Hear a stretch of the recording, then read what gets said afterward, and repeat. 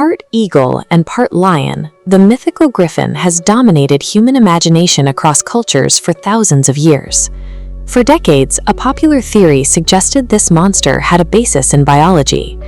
In the 1990s, folklore researchers proposed that ancient nomads prospecting for gold in the Central Asian deserts discovered massive, mysterious bones.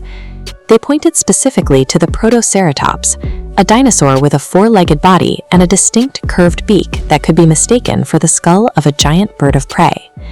This geomyth argues that tales of these skeletons traveled along trade routes into ancient Greece, grounding the myth in physical evidence.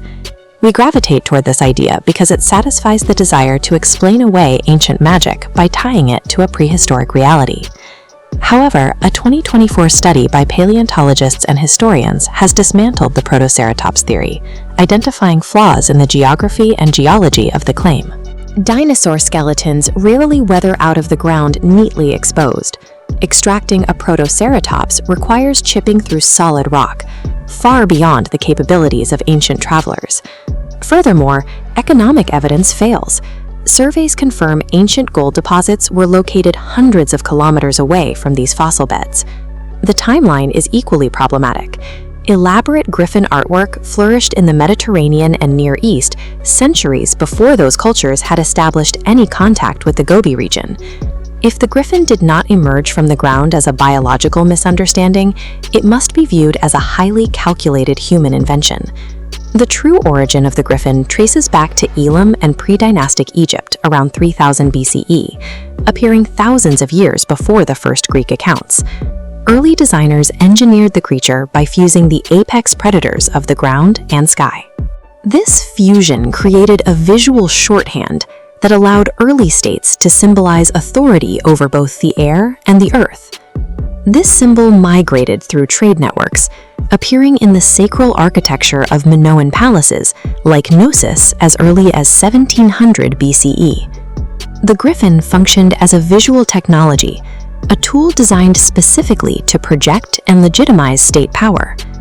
The Achaemenid Persian Empire under Darius I took this ancient chimera and refined it into a direct instrument of state propaganda.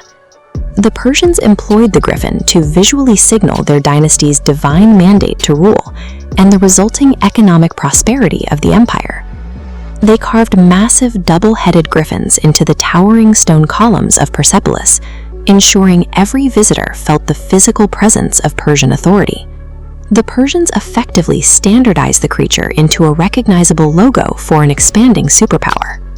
Across these ancient cultures, the Griffin served as the ultimate guardian of treasuries and wealth.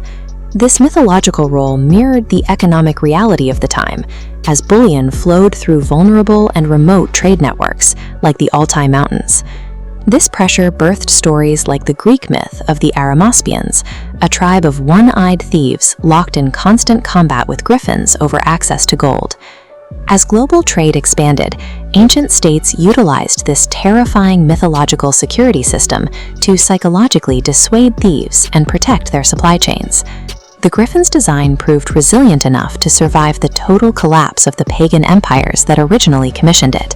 It transitioned easily into medieval Europe, becoming a primary feature of heraldry and knightly coats of arms.